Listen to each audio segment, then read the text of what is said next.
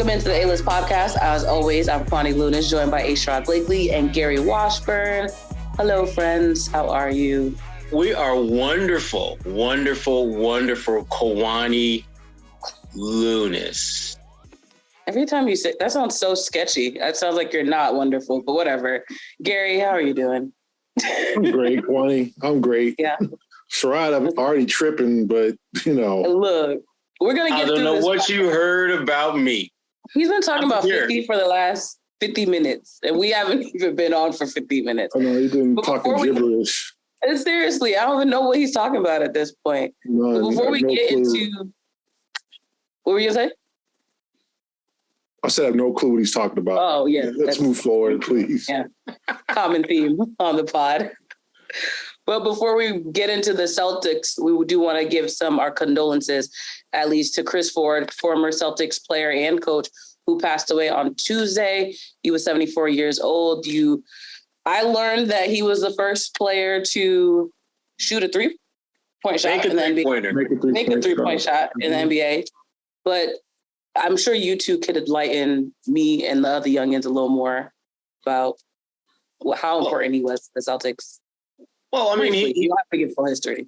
Yeah, I mean, the big thing about him was that he, when you think about the Celtics and you think about just the three-point shot, which is such a part of who they have been for so many years, he was the originator. He was the first one to knock that shot down. And, he won a championship, with the Celtics. He's also coached not only in Boston, but he also coached Allen Iverson, another Hall of Famer. So his resume is very lengthy and impressive of what he's been able to do, both as a player and as a coach. So certainly, he's someone that will definitely be missed by the Celtics family. Yeah. Chris Ford was played most of his career in Detroit with the Pistons, came to Boston for the last 4 years of his career and was a starter on the 81 championship team, then retired after the 82 season. So he won one championship and he coached the Celtics in a really difficult time. I think that, he ended up with a winning record, but it was a really tough time because it was the end of the Big Three era. Like, Mikal and Bird retired under his watch. Parrish went on, I think, to the Charlotte Hornets after that. Like, he took over, for Jimmy Rogers, who took over Casey Jones. And it was just a really difficult transition. He was the coach when Reggie Lewis passed away. So it was a lot of just unfortunate things that happened during the Chris Ford era from like the 90 to 95. That was when the Celtics were in real transition. You look at the trade in 2013 that sent Garnett and Pierce to Brooklyn, and Danny saying that he didn't want to do what Red Auerbach did and hold on to his great players beyond their prime and then watch the franchise suffer for like 10 years. And that was kind of the example that he pointed out, was like Bird got old and had a bad back.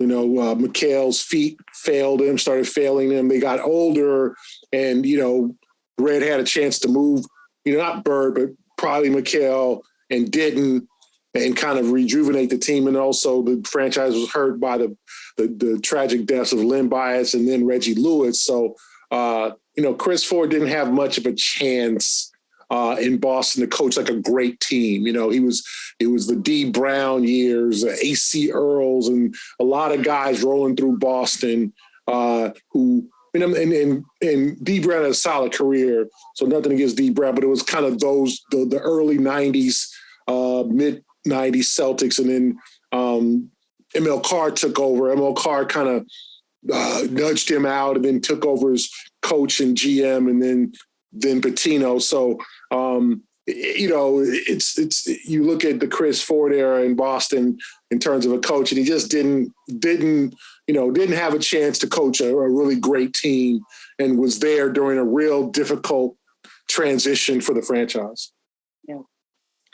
Thank you both for sharing that. And now we can pivot to the current Celtics roster, which, of course, Tatum, 29 or more points in this last 6 of the 7 games that they've played. The Celtics still the hottest team in the East right now. Jaylen Brown's dealing with that abductor. He's been out for the last 3 games. He's right now listed as questionable for Thursday night's game against the Warriors. Tatum and the rest of the team, who do you two think has been most impressive during this last 7-game run? I'm going to say Tatum. Not only is he scoring at a high clip, but he's doing what I would consider making winning basketball plays besides scoring. He's being the leader that so many people have been clamoring for him to be. And he's doing it not only with his play, obviously, but I think when you're watching them play, there's a heightened level of vocalization on his part. And I think they absolutely need that. They need to know that Tatum is more than just a guy that can go out there and score, that he is going to be that voice of the franchise, both with his play and with his word. And I think this 7-game winning streak, I think we've seen a little bit more of that, even when he has not played particularly well. And he had one game that was really just a poor shooting game where he had 20 points, which, again, says a lot about Jayson Tatum. A horrible game for him is getting 20 points. He's been incredibly effective, incredibly efficient, and he's been the type of player that absolutely is an MVP candidate and makes you understand why this Celtics team has the best record in the NBA. Yeah, I'd say Jayson because of his numbers. I'm going to pivot, though, from that. And Jayson is tremendous, but you expect that. Malcolm Brogdon has been really good in January. The first 2 games, the Denver-Oklahoma City game, he was not good. But since then, shooting over 50% from the three-point line, being that number 3 scorer. Like the thing about the Celtics is that we all know that Jayson and Jaylen are going to be, 30 points and 28 points or whatever they score on any given night. But the question has been, well, who's going to be that number 3 guy? And Brogdon has stepped up and been that number 3 guy.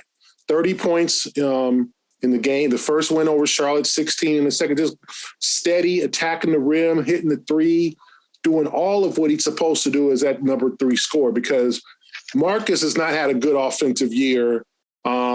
Al, you can't really depend on him to score consistently at age 36. And then Robert is, I think any bucket he gets is kind of a bonus. So they need, and then they've had Derek White has had some good games and he has stepped up. But I think Malcolm Brogdon has been really special after a really rough December, I think he shot 50% from the three-point line in November, 51, then came back to 34 in December. Now he's back up to 50-something% from the three-point line in January, just rolling.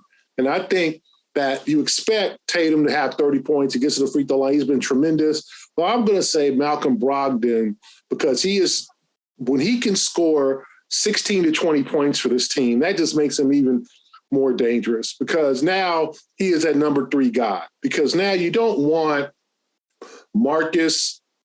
And that's the thing. When you look at Marcus, I think a real thing to kind of a litmus test for this team is Marcus's shot attempts and Marcus's 3-point. When Marcus tries to score, then the Celtics are usually struggling, unless he is just on that night. Okay, you don't want Marcus taking 18 shots. You want him taking about 10 to 11 or whatever. And so when Malcolm is scoring, Marcus doesn't need to score. And it's a premium when Derek White or Al Horford score. So I think Malcolm has been, to me, the MVP of the month. And that, as much as Jayson has put up great numbers, the 51-point game, but I think Malcolm has stepped up ever since the Oklahoma City game where he told me that they had taken the Thunder lightly and they haven't lost since. I think he has been the MVP of the team or the best, most impressive player to me. And I want to kind of expand on Malcolm because he, like you said, he has stepped up for this team. The last 2 games, he's averaged about 29.5 minutes per game. Do you think it's a good thing now that he is ramping up the minutes, or is it a little too soon in the season? What do you think, Gary? I think it's fine. I think as long as he stays healthy, I think you want Malcolm to be involved and you want him to play on the floor. Because I just think he's one of their steadiest players. I mean, I think we're starting to see here, like, okay, there are some question marks on his roster. Okay, like Derek White's played well. Can he continue that? Like he's been a little bit up and down. Everybody struggled in December, but Derek White, he started to play a little bit better. Stamhauser is a guy that I don't know now that I think they're asking, can this guy really help us down? He's really struggled since November. And if he can't hit shots, it's really no reason to have him in the game, right? So therefore, you're seeing Peyton Pritchard play more minutes. So I think it's a great thing for Malcolm to be steady Eddie, come off the bench, play those 25 to 30 minutes. He has that defined bench role. He's not going to start, even in times, when Derek White's down or whatever, it's going to be Peyton. When Marcus is hurt, it's going to be Peyton. Like they have told, I'm sure they told, Malcolm, you're going to have this defined role. We're not going to change that. And you're going to play in the fourth quarter. So you're going to finish games, just not start them. So I think it's good for him to be ramping it up. He seems healthy. He's playing some of his best basketball of the season, and they really need it because they need that reliable number 3 scorer. If it's not just him all the time, it doesn't have to be. It could be by committee, but I just think it's good that he is reliable and says, hey, I can give you 16 to 20 points a game. That's no problem. And that's what they need. Yeah, I mean, when you look at Malcolm and you look at that bench, Malcolm is really the only guy that you can feel confident that, one, can make a significant contribution night in, night out. And 2, if we're being honest and keeping it 100, he really is like having a starter coming off your bench. I don't think the Celtics have a lot of guys that you look and view that they're probably a starter on the majority of the teams in the NBA. I think Malcolm Brogdon is that type of player. And to Gary's point, what he's been able to do, particularly during this 7-game winning streak, has been really impressive, averaging like close to 19 points, shooting better than 50% from the field, better than 50% from threes. He's doing the kind of things that make a significant impact and have a positive domino effect for the rest of your team. Because when he's out there now and he's knocking down shots and you've got Tatum out there who is going to get a bulk of the attention, he forces you by his impact to either roll the dice and hope that he misses shots, which he's not, or you start paying a little bit more attention to him and maybe a little less to Jayson, which allows Jayson to do what he does well, which is get buckets. And so when he's playing the way he has the last 6, 7, 8 games, it makes the Celtics an even more dominant team and difficult to beat. And obviously, they've had some opponents that aren't the most, challenging teams in terms of their rosters, but that's what the great teams do. You don't take nights off. It goes back to, the conversation Gary had with Malcolm where Malcolm basically acknowledged that they took the Thunder lightly and they paid a heavy price for that. Great teams don't do that. Great teams, they may not play their A game against every team, but if you're a bad team and they're playing you, they're going to play well enough to beat you more times than not. Even if that's not their best. And the Celtics, I think they're working through that process of figuring out exactly how much of them do they have to bring night in, night out. Because you're not going to play your best basketball every night, but you should be able to play well enough to at least compete and against bad teams beat them more times than not. And Malcolm is part of that growth and evolution that we're seeing with the Celtics, getting a better sense of what that looks like and how to do that more consistently. Yeah, I'll read off his last 7 games. We've been talking about it. 18.7 points, 55% from the field, 56.8% from the 3-point line, 4 rebounds, 3.6 assists, just in a plus minus of 8, plus 8. So that's, to me, that's great. 94.7% from the free throw line. So he is killing it right now. Almost 57% from 3-point line in the last 7 games. Like that's what they need from him, And I said, he has just been tremendous over this stretch. So as much as we've talked about how Tatum's doing well, Malcolm's coming off and producing off the bench, there still seems to be some kind of hole, something that's missing for the Celtics roster right now. And there have been trade rumors right now that Jakob Poetl is a potential person that the Celtics are eyeing right now. Do you two buy or sell the fact that he could potentially be on that roster? I'm selling. I can't. I just can't see him coming to Boston. And the reason why, and Gary, we've all been through this rodeo enough to know that when there's a specific player that's being talked about a lot that may become a Celtic, that's almost the first clue that you will get that they're not going to be a Celtic. He's been the guy that people have talked a lot about. And the thing that I keep coming back to with him, and again, he's not a bad player. In fact, I think he's a really good player. Not great, but a good player. He's a good player who's good because he plays starter minutes, because he's a starter. You're talking about fitting it. To me, it's like trying to take a really, really big round peg and putting it into a really, really small square hole. He is a starter in this league. He's proven himself to be a guy that can do a lot of good things out there. And you're asking him to join a team to be basically their third big. That doesn't seem to make a lot of sense. It makes a lot of sense for the Celtics, because to me, that means just the rich are getting richer. But it doesn't make a lot of sense for him. And San Antonio's asking price, 2 first-round picks, I don't think the Celtics value Jakob to that extent. And even if they had the luxury of throwing out a couple of picks to get him, I still don't know if that's going to be an ideal situation, unless, there's one of their bigs has a significant injury that changes the trajectory of why you would then need him. But short of that, I don't think you're necessarily going to go there. And if we're being honest and keeping it 100, Luke Kornet has been actually relatively decent lately. He looks as though he's not going to be, a starter or anything like that. But if you're looking for him to give you 5-10 good minutes, he seems to be capable and up to that challenge, Blake.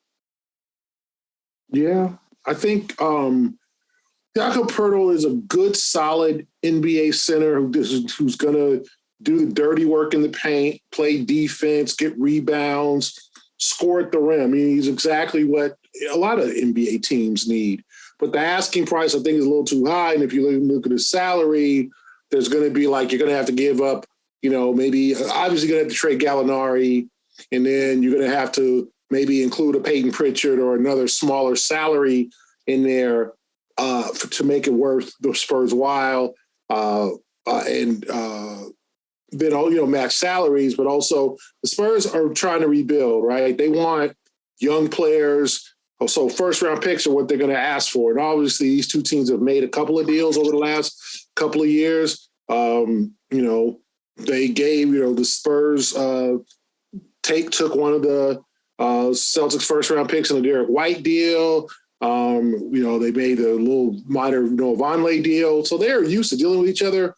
But I don't know if Brad Stevens is willing to sacrifice so much for a guy who, could be an impending free agent. Yeah. And that's the thing about it, is that you want a little bit more security. And I also think, quite honestly, they can get something comparable to Poetl for a smaller asking price. You can get a guy like Nerlens Noel, or you can get a guy who can be athletic and do a little bit of few things for you, because you're not going to ask Poetl to play heavy unless, like you said, barring an injury, or you want to save Robert Williams at times and let him sit. You're not going to play him extensive minutes. So I think you're going okay as you are now. We've talked about in previous podcasts that they might need somebody with a more meaner streak, a guy who can lay some wood in the paint. I think they can really use that, and Poetl can give that. But I think that's like a high-end kind of price, high-end player for what you need for a smaller role. And so I don't think the Celtics are going to balk at that unless the asking price goes down. And, do you want to give up Peyton Pritchard? Do you want to give up somebody who's, somebody who's important to your team now? Because you're trying to win it this year. You can figure out what to do with Peyton. Next year, you can figure out what to do with, you got to load your roster. Peyton's not going to play. Well, Peyton can fill your role this year, and all you care about right now is this year. You ain't caring about Peyton in 24-25. You're caring about Peyton this year. If he can give you a role, he's filling a role right now.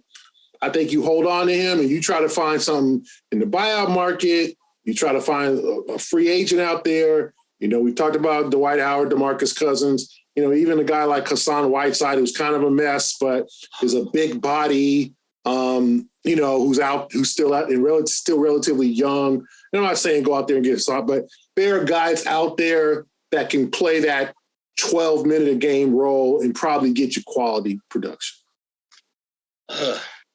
I stay away from Hassan. That's just me. I was with you with every one of them names except Hassan. I just, no. I take Luke over Hassan. Real talk. I was going to ask, what other names do you two think? I mean, we've talked about Melo over the past few weeks. Who do you think the Celtics would realistically look at and try to make an effort to get? See, I don't think that the Celtics are going to necessarily target anyone specifically. I think what they're looking to do is get somebody off the buyout market. I think for them, that makes the most sense. Most sense because you've got a roster spot available. You don't want to radically impact your roster and move people that may come in very handy. And I just think they're going to find someone who can be a number 3 center, or they may get someone who can be a wing, because I still think they could use a little bit of seasoning at that backup wing position behind Tatum and Brown. I think they could use a player that you know will be perfectly fine going out there playing 10, 12 minutes one night and maybe not playing at all for 2 or 3 games. They need someone who has that type of flexibility and will be ready when called upon. And I think they can find that person on the buyout market. I don't think they'd have to necessarily make a trade to get that person.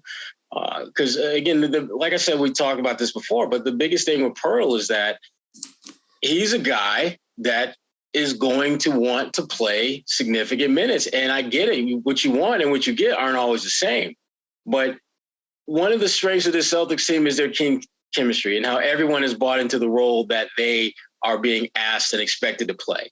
And when you go from playing starter minutes, 25, 30 minutes, and then you get traded to a team where they might only need you for 10 to 12 minutes, you may tell yourself you're cool with that, but the reality is you're probably not cool with that.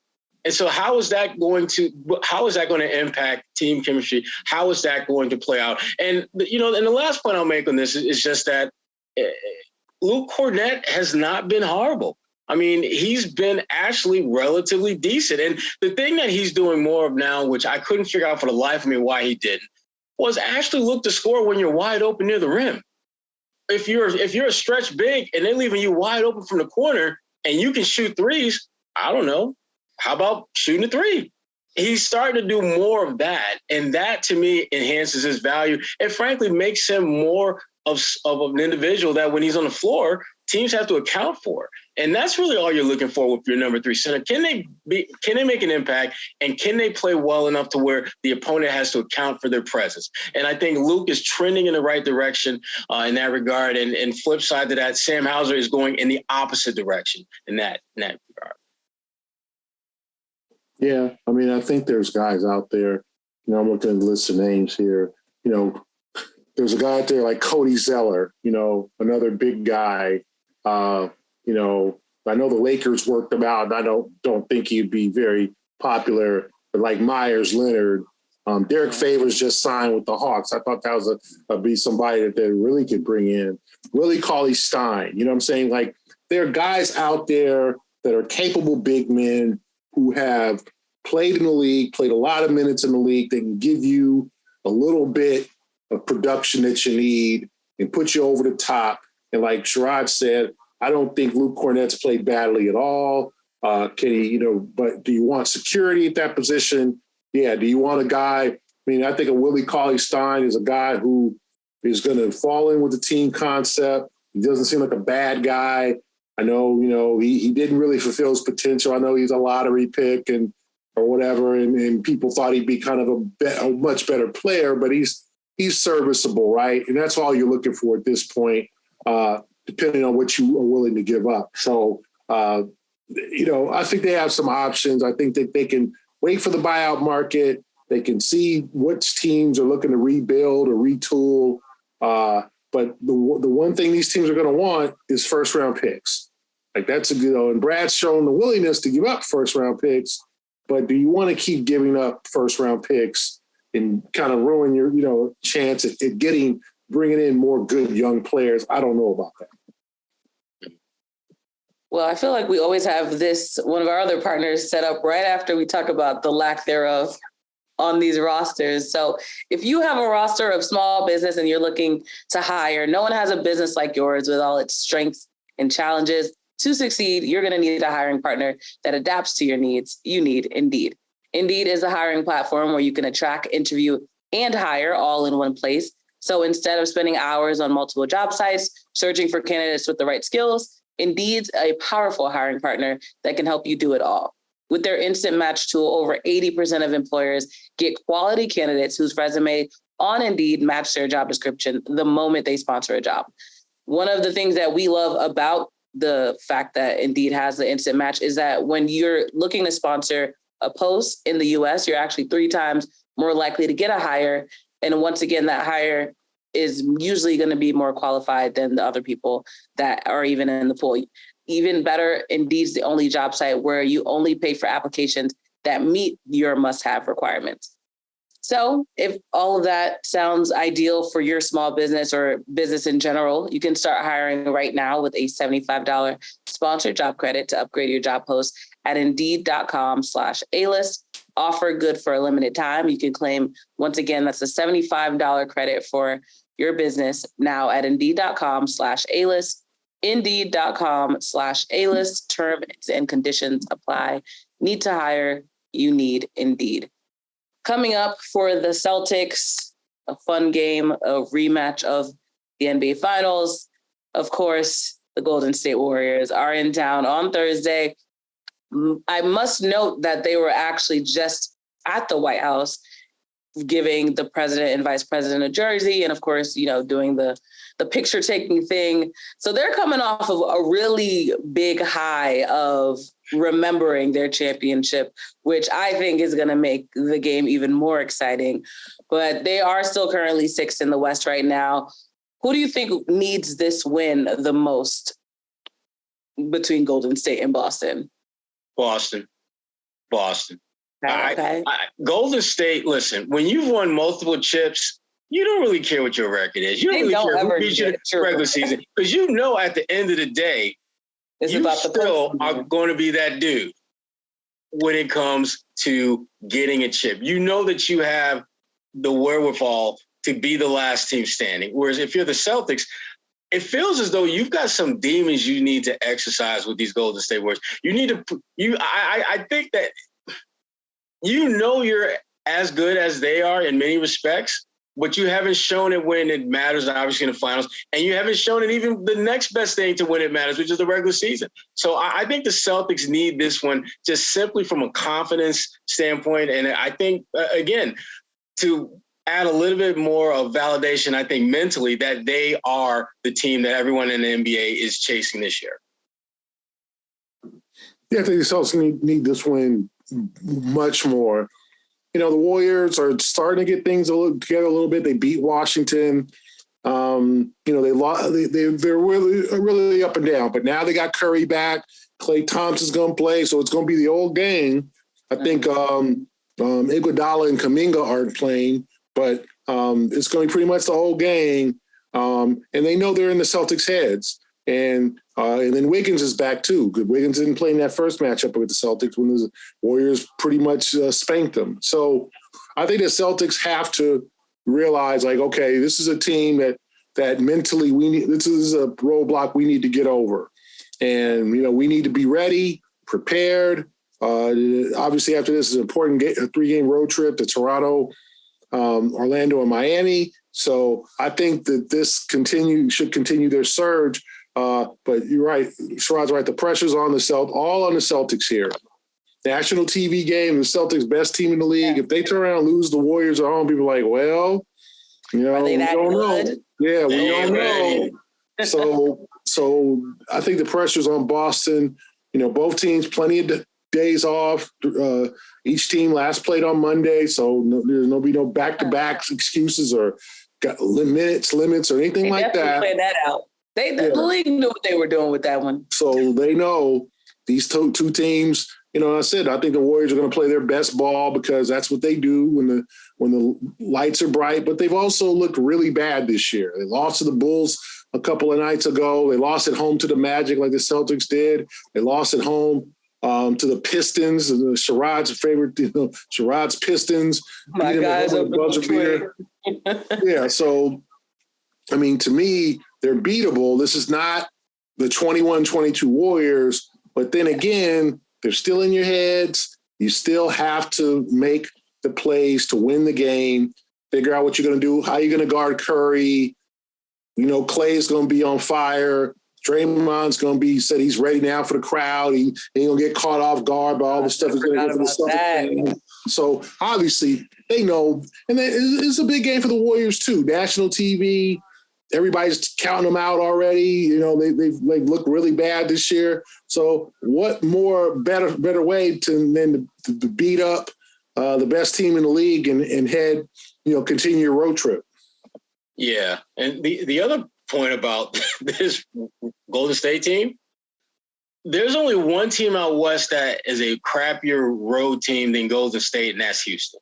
And in this day and age, when you are in the same company as the Houston Rockets, there's nothing really good about that. So for the Celtics, you're playing a team that has consistently been at their worst in these type of environments. And again, they're the defending champs, and we know when that bell rings for the playoffs, they're going to be ready to roll. But until then, you need to take advantage of them when they maybe not be at the top of their game strength-wise. And obviously they got some bodies back. But from a mental standpoint, Golden State still seems to be just kind of finding itself in the regular season. And if you're the Celtics, you got to make the most of that opportunity, particularly when you're playing in your building. And whether you have Jaylen Brown back or not, this is a game you should win. It's that simple. You should win this game. And it's just a matter of doing what you're supposed to do and hopefully moving the needle a little bit closer to exercising that Golden State demon that's been in your head right now for a while. Well, clearly their road record is not of a concern for the Celtics, but what is, from your two perspective, the most concerning thing that the Celtics should be looking out for in this game? I would say control what you can control. And it's coach speak, I know, but one of the things the Celtics do, it feels as though when they lose to teams like Golden State, it's not necessarily what Golden State does, but it's what the Celtics don't do. It's them not handling the ball as well as they should. It's Jayson Tatum missing wide open shots. It's, turnovers that aren't even forced turnovers. It's like literally just guy inbounds the ball and throws it over a guy's head and it's a turnover. The little things that they have control over, they need to make sure that they maintain that control and don't allow the game to get out of control. If they do that, they'll position themselves to win this game, which I think they will. But again, control what they can control. I think that's the big concern if you're the Boston Celtics going into this game. Yeah, I think the concern for the Celtics is just the Thompson-Curry dynamic, just, raining threes, getting hot, Curry going for 50. Like, that's the thing. Curry's going to show his best. He's healthy now. Thompson did not play on Monday, so he's coming off, I think, 4 days off, so he'll be fresh and ready. Draymond, I just think the aura of the Warriors, the whole fact that when they play well, they can play really well, and when they don't, they don't. And that's what the point what they're at right now. And so I think the Celtics have to be aware defensively, don't get into a shootout. Like the last couple of games against Charlotte, I'd say the Saturday game was Charlotte. They let the Hornets get really hot early, and then they end up having to fight them off, and kind of their defense kind of took over the second half. But you can't let that, you can't allow 42 points in the first quarter or Curry to go for 5-3. Like, you got to lock down immediately. Focus. This is a game you need your utmost focus on defensively. I ain't worried about the offense with the Celtics. They'll score. It is the offense, the defense, get in guys' faces, don't do the drop coverage against Curry and Thompson. That doesn't seem to work very well. Obviously, there's a difference now. Robert Williams is not playing that first matchup.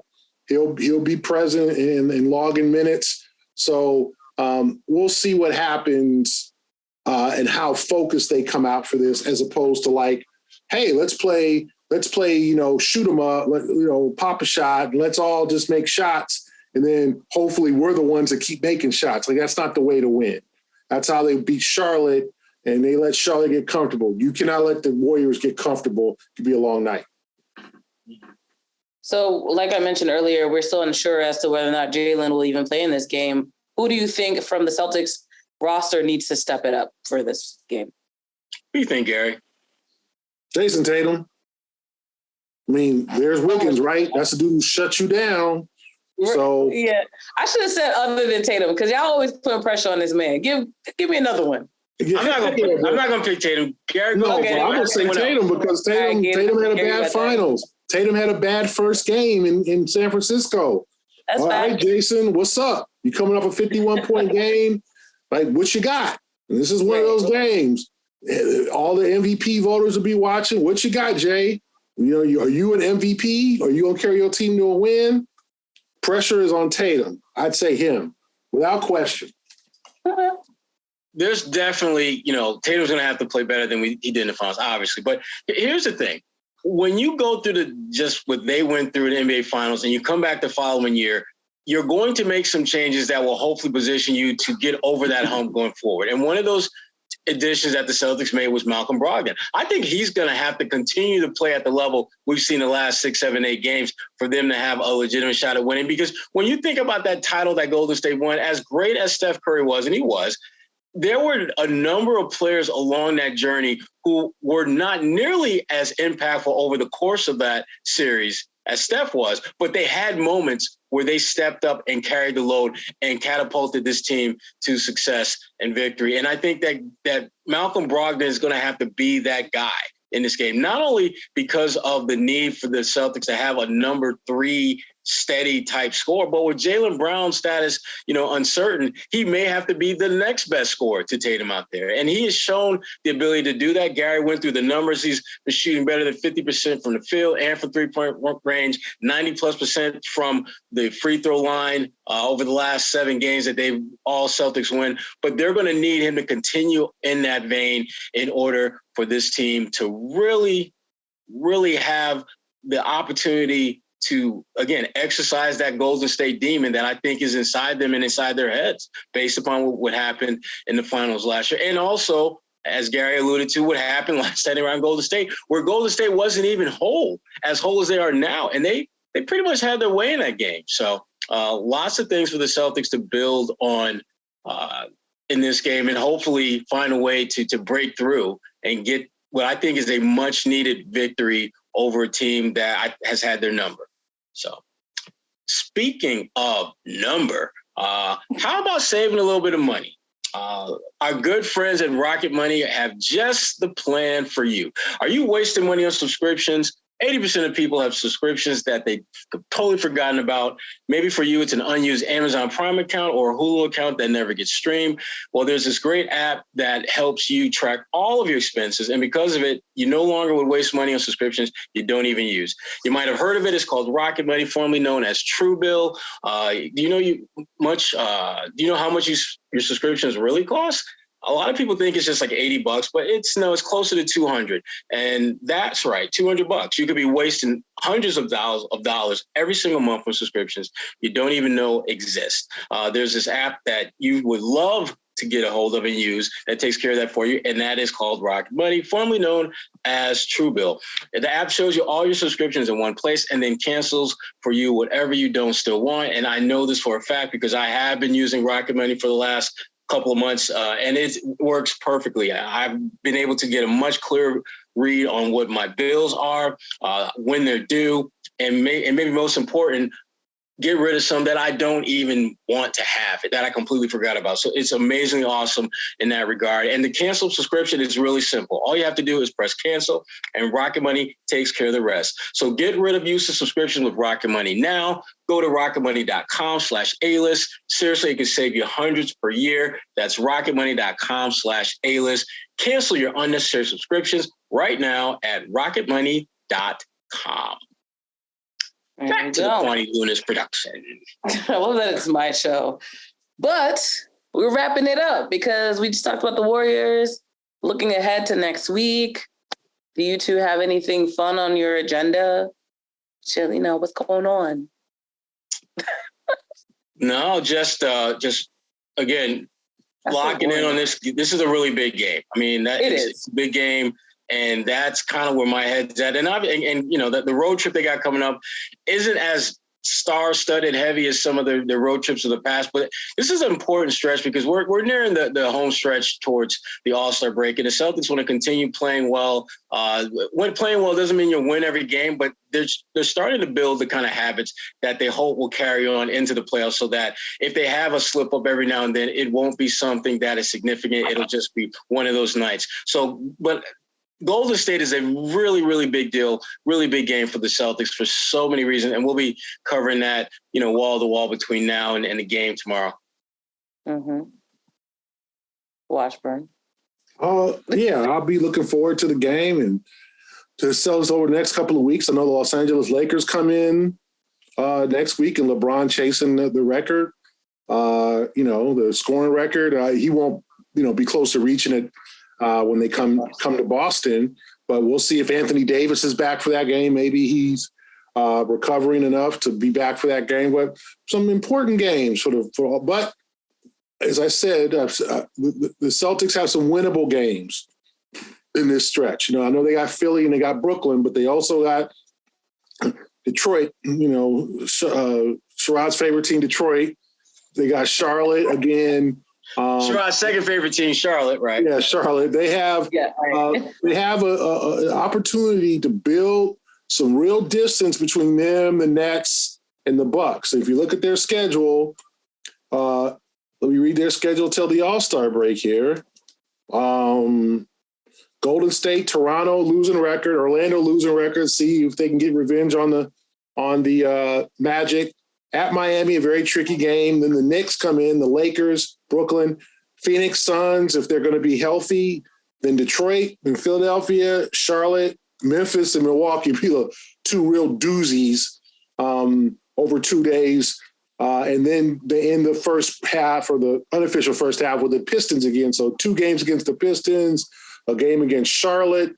You got Phoenix, you got Orlando, Toronto. There's some winnable games here for the Celtics to, I'd be shocked if they won all these games, because obviously you got Milwaukee and Memphis and Brooklyn and the Lakers and the Knicks, we'll push them too. But there's a chance for the Celtics to string together some wins here and to really put some distance between them, the Nets and the Bucks, because the Nets are dealing with some injuries. The Bucks, I know Giannis and Middleton both missed the other game the other night against Toronto Raptors, and I know Drew Holiday's kind of saving them right now. So if you're the Celtics, a real chance to build some wins. And hey, the Warriors are a team they should beat, so it should start on Thursday.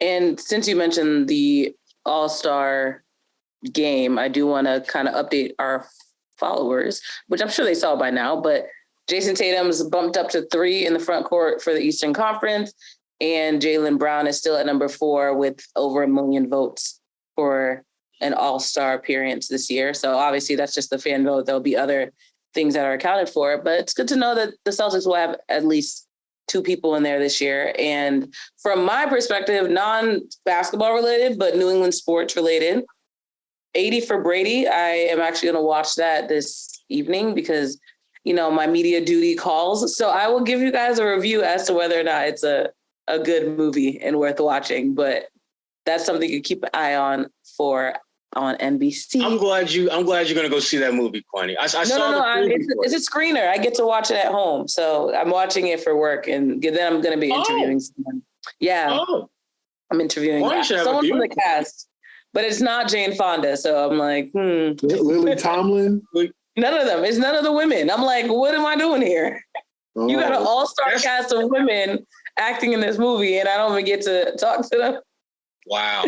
But I'm grateful. I'm gonna watch it again. I'll still give y'all a review, and we'll see. I got an email last week for an opportunity to interview the great Frankie Faison. If you don't know who Frankie Faison is, first of all, I'm the president of the Frankie Faison fan club. Frankie Faison was the dude in Coming to America who said, "Damn shame what they did to that dog." Oh my God. He's from The Wire. He is such a great, I have no reason to interview Frankie Faison besides being a big. Did it. I have not returned the email yet, but I'm just trying to figure out how to get the basketball related or something. Get a good angle. I get an angle because that's my main man. I love Frankie Faison. Damn shame what they did to that dog. Right. One of the more classic lines from Coming to America. One of my favorite all-time character actors. He was in The Wire. He's been a lot of things over the years. So yeah, just speaking of that, I got an opportunity. I might have to return that email and just have a conversation with my man Frankie. See what he likes. Learn about him. You never know what'll come up. Hopefully, he's a basketball fan. I'll try to tie it in somewhere. Right. It's people like that when you're looking at him. Yeah, you should. I'm looking at his wiki, and he seems like he has been underrated his entire career. Totally. He has all these iconic type roles. Frankie Faison. Right. Look, I love that guy. We're looking forward to that interview. We better have a check-in with us next week. Yeah. But that's all for the A-list this week. Of course, thank you again to Indeed.com. Of course, Rocket Money. Make sure you use those promo codes if you end up signing up for any of those accounts. It's going to be a good one on Thursday. So we're all, of course, looking forward to that one. But until then, for the A-List podcast, I'm Kwani Lunis, Sherrod Blakely, Gary Washburn. Thank you for listening. We'll be back next week.